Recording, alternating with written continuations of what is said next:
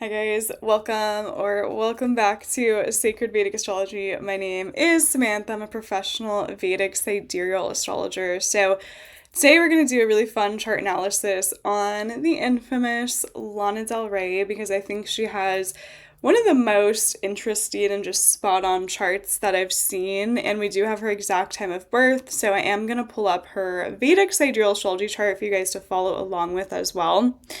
And let's just get right into it. I'm going to pull up her chart and we're going to go through some very important aspects of her Vedic astrology chart to understand Lana and her life and her career and her karma and her whole life trajectory because, yes.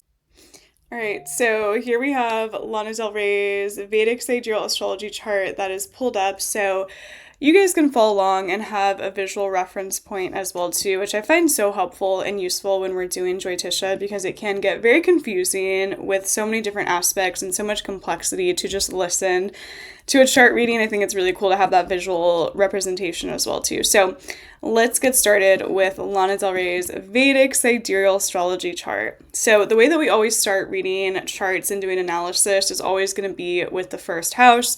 So let's hop over to Lana's first house, which is, of course, Libra ascendant, which means her whole chart is getting ruled by Venus, right? Venus is the karaka or the indicator of the arts and the creative and the artistic and the beautiful. And she is an artist. She's a creative, right? And she's made her whole life about her art and her creativity and her beauty and her aesthetics, right? That is that Libra ascendant. Okay. So we do see Ketu and Saturn in a pretty tight conjunction in her first house of Libra. So we see Saturn tied up with the nodal axis of Ketu, and it's in about a 5-degree conjunction. The tighter conjunction, the more strongly that conjunction of energy is felt in Vedic astrology. So she has a pretty tight Ketu-Saturn conjunction in the first house. So something that's very interesting is Ketu with Saturn will create a very spiritual energy in someone's chart, and it will create a disconnection from the house that that energy lies in. So it's in her first house of the self, right? So when Lana has this Ketu-Saturn conjunction, first of all, she's very mystical, right? Ketu with Saturn creates a lot of mysticism, a lot of interest in the spiritual. And we've seen that over and over again. She's talked a lot about dabbling in witchcraft. She's talked about her love for all things esoteric, spiritual.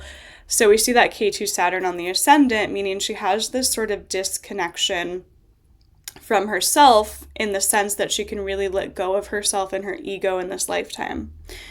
Ketu with Saturn creates a lot of innate spiritual wisdom in someone, and it also is a conjunction that can show someone who's kind of mastered the spiritual in past lives as well too. She has a lot of karma around spirituality, meaning that she's like understood from a young age a lot of deep esoteric wisdom as well too. It comes very naturally to her with Ketu and Saturn. Okay, Ketu-Saturn in the first house is also interesting because Saturn is Yoga Karaka for Libra ascendant. So we see her Yoga Karaka planet, or one of the most positive planets for her ascendant, in the first house of self, right? And her whole career has been around herself and who she is. So we see that Yoga Karaka Saturn in the first house showing a positive energy around how she shows up and, projects herself into the world. So we do get this sort of energy in the chart where there's a positive energy around her image in the world as well too. What I find very interesting is she has Saturn in Libra in the first house, so she does have one of the Mahaprasha yogas, meaning the yogas of great men in Vedic astrology. So it means that her Saturn is very strong and very well placed. Okay, what is Saturn? Saturn is the karaka or indicator of slow, hard work, doing things that take a while to manifest, but can give us great success when we put in the work. All right, so we see Saturn in conjunction with Ketu in the first house, and we see her Atma Karaka is Saturn, and we also see that she has the Mahaprasha Yoga, which strengthens that Saturn energy. All right, guys, how can we connect this to Lana? She was singing in bars unknown for 10 years before she got any sort of success. She was always getting really humbled in her career and in the media, right? Her sort of trajectory to success was very Saturn-like to a T. She was always having kind of these blocks on her way to success. She was never getting the recognition she felt like she deserved. She would get to these places that she always wanted to go to, right? She'd be on Saturday Night Live, and then there would be this sense of them sort of beating down her work or criticizing it, critiquing it in some manner. That's the energy of so much Saturn in her chart. Her chart is very Saturn, which means that for her, it's been a lifetime of hard work, slow work. But when she puts in that methodical hard work over time, she reaches heightened success because Saturn will delay but doesn't deny in Vedic astrology. So it means that she has a very strong Saturn energy, and she's worked and done the work behind the scenes for many, many years to get to where she is now. Right? So that's what we can understand about her chart and that connection to Saturn as Yoga Karaka, Saturn Ketu conjunction in the first house, Mahaprasha Yoga of Saturn being strengthened in that first house of Libra, and also her Atma Karaka being Saturn as well too. Okay. You'll find that people with really strong Saturn energy in their chart have a lot of wisdom. So they're kind of those old wise souls. And when we see Saturn at Makaraka as well too, and it's in her first house, for her, it's kind of this learning lifetime for her. And a lot of her karma is around herself and understanding herself in this lifetime, and also having to restrict or get more serious around certain aspects of her life, right? So we know that she got sober very young. We know that she kind of had this intense trajectory where she had to get very Saturn about things. She had to cut out things from a young age. She had to get more serious about her life. She had to learn all these really intense life lessons from a young age. That's all this Saturn energy in her Vedic astrology chart. Something you'll find a lot with Saturn at Makaraka people as well too, and just Saturn people in general, is that they have some experience where the parents could have been not there, not around, and not present. So they almost feel from a young age that they have to parent themselves in some way. I've seen this time and time again with Saturn at Makaraka. I get so many clients where when they have that Saturn as the highest degree planet, they'll tell me that they had like a distant mother, their mother wasn't there, or they had to raise themselves, or they felt like they were their own parents in this lifetime. So we see issues for Lana with like her parents and her family, and just a sense of her feeling like she was kind of her own parent from a young age with all that Saturn energy as well too. Saturn Ketu in the first house, something I really like about this conjunction for Lana is she's very much able to take herself out of things. So guaranteed, guys, she's a very humble person, and she's been humbled many times in her life because of that Saturn Ketu in the first house. She doesn't have a lot of ego. She's not attached to her ego.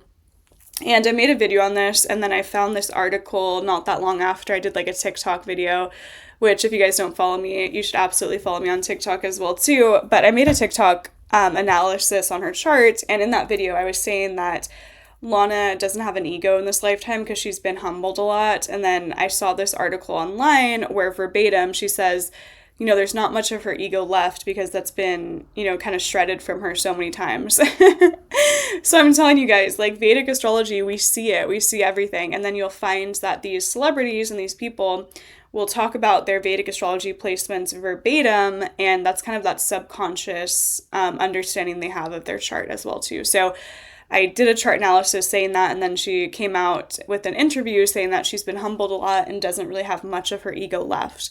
That is Ketu Saturn. Ketu is Saturn. It takes away this like egoic energy in someone. They become very wise. They become very disconnected from their ego, and they become very humble and grounded in this lifetime with that Saturn Ketu, and it's in her first house of the self. All right. So that's very interesting, right? She has this very sort of spiritual, wise energy because of Saturn Ketu, all the Saturn energy in her chart. And best believe it hasn't been an easy trajectory for her in this lifetime. It's taken her a lot of Saturn energy to get her success. She's worked so hard and for so long and didn't always get the recognition, right? It took her a while to even get any sort of recognition for her work. And even to this day, I feel like she still doesn't really get all the recognition that she deserves as well, too. All right, so let's go to Lana's 10th house now. So she has Moon in Cancer in the 10th house. So Moon is naturally in the 10th house. So she has a strong Moon. Moon is naturally in Cancer. So she has a really strong 10th house of her career. Right? Moon going into 10th means that her career can fluctuate a lot. So the moon is always the fluctuation point of the chart, showing that someone can have a lot of ups and downs in their career, and she has had a lot of those ups and downs, right? It can feel like they have these moments of highs and then lows. The moon always creates this sort of fluctuation, waxing and waning energy in the chart. Moon in the 10th is a very prominent and popular placement for people who are famous. It's known in Vedic astrology as the fame placement, right? Because the moon is the masses and the 10th house is the career. So you'll find a lot of famous people have moon in the 10th house. And her moon also happens to be in Cancer, which means it's in its own sign placement. So her 10th house gets disposited by her 10th house, meaning that her 10th house is strong, strong, strong. All right, so moon in the 10th house also brings a sort of healing emotional nature to her career as well too. So she's probably thought about at some points in her life being like a counselor or like a guidance person or a healer in some way as well too. And her work, her art is very healing and very embedded in a lot of spirituality with that moon in the 10th house as well. So she has a great 10th house for the arts, for creativity, helping, healing, guiding, spirituality, all that stuff. So I'd be interested to know if at some point she thought about like going into a helping or healing career as well too. Also can mean that she connects a lot with women in her career as well too. So moon in the 10th house, moon, connects to that feminine energy. So she might feel very connected to specifically women in her work, and she might be, sort of doing her work to reach women in the masses as well too and have some sort of message there. That strong moon in the 10th house.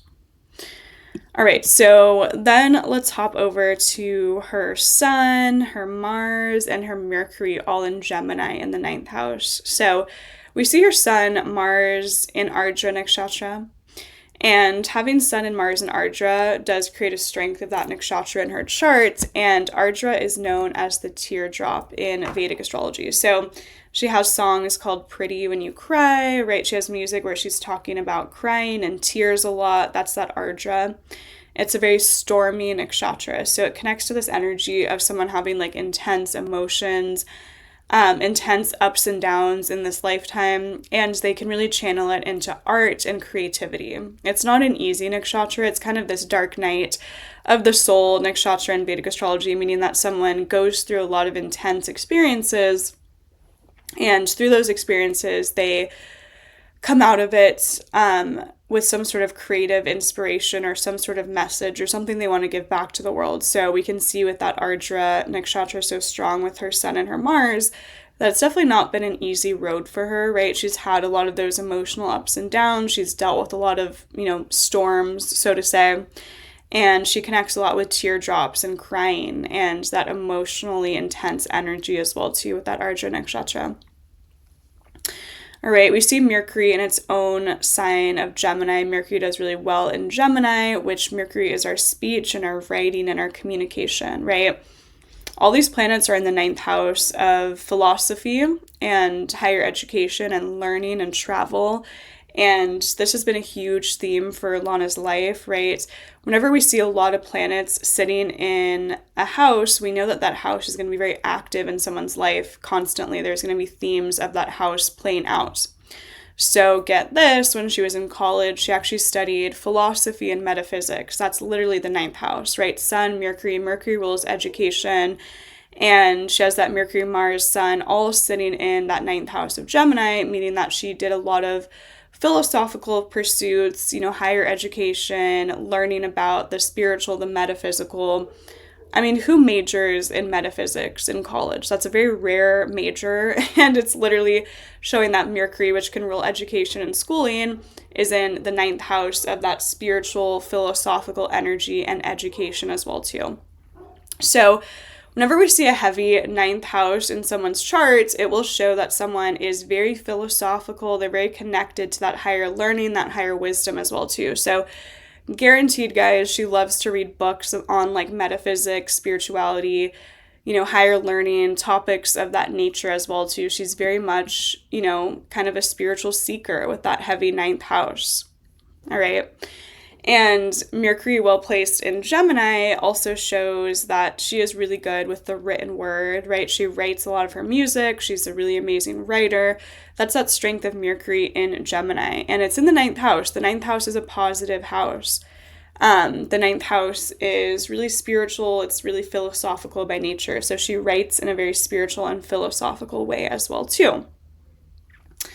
All right, now let's hop over to her seventh house of Aries, where she has a Venus Rahu conjunction. So this is like the most kind of spot on part of her chart, is the way that I see it whenever I view Lana's chart. I always laugh at the Venus Rahu seventh house Aries Bharani Nakshatra conjunction, because it's just so spot on. So, okay, Venus is arts and creativity.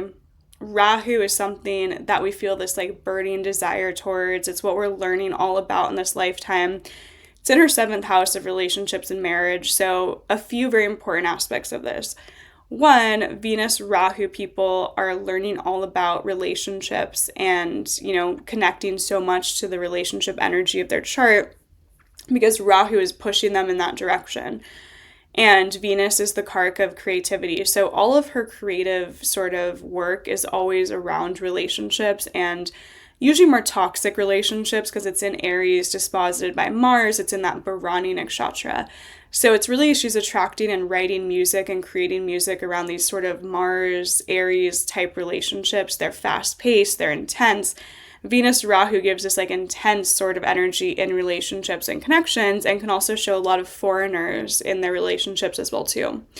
So I know that she's dated a lot of people from different countries, and I think she's met a lot of her partners on travels. That's that Venus Rahu conjunction in the seventh house of Aries. We see all about her relationships in that seventh house, right? She's drawn to these more like exciting, fun relationships, very passionate, very intense, with that Venus Rahu in seventh house of Aries. And Bharani is about breaking free or breaking through something. So it's also a big sort of karmic lesson for her in this lifetime, with Rahu in the seventh, Ketu in the first. She's learning how to break free and break through these sort of relationship patterns where she starts losing herself in her relationships, okay?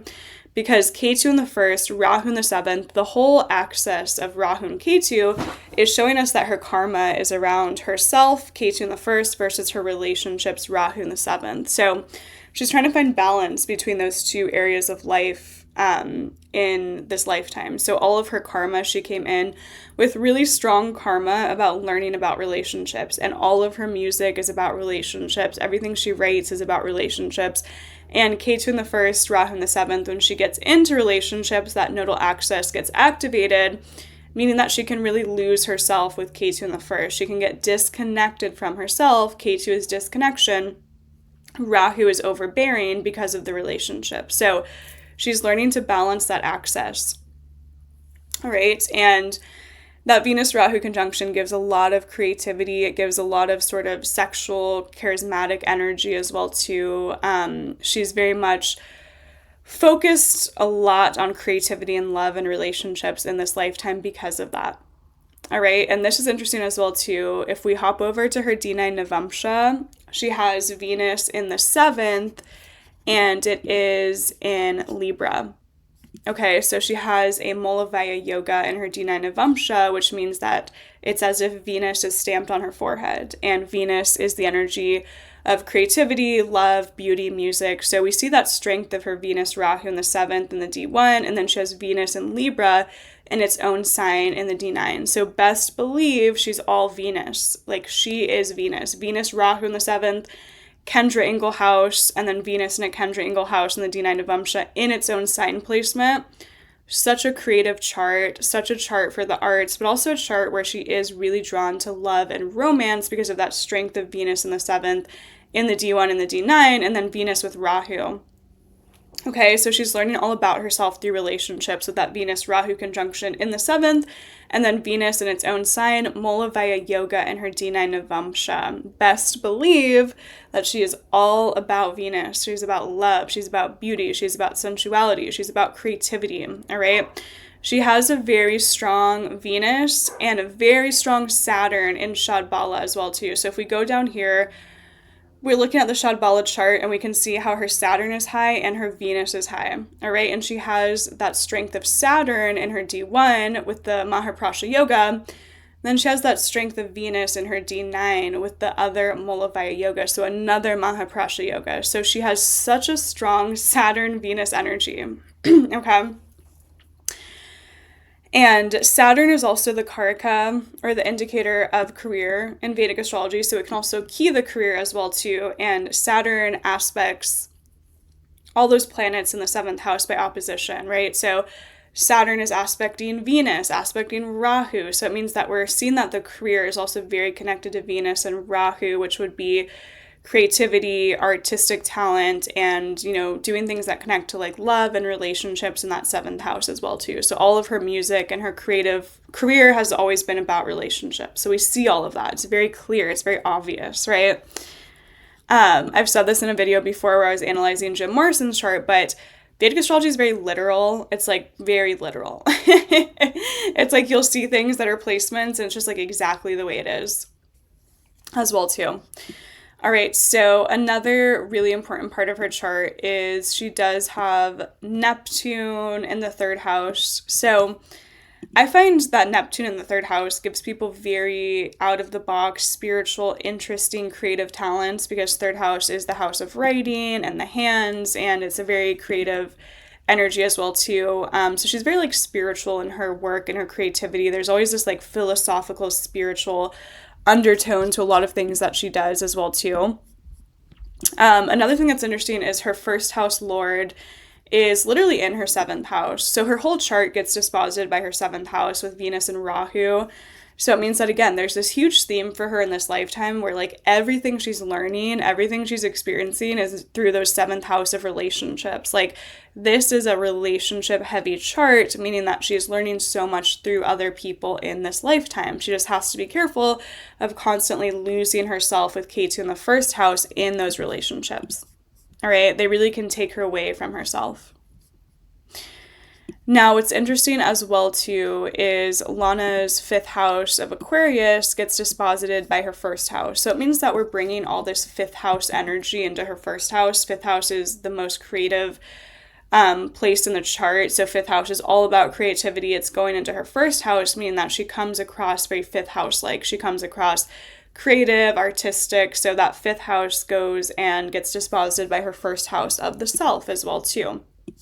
So we see that other creative aspect of her chart.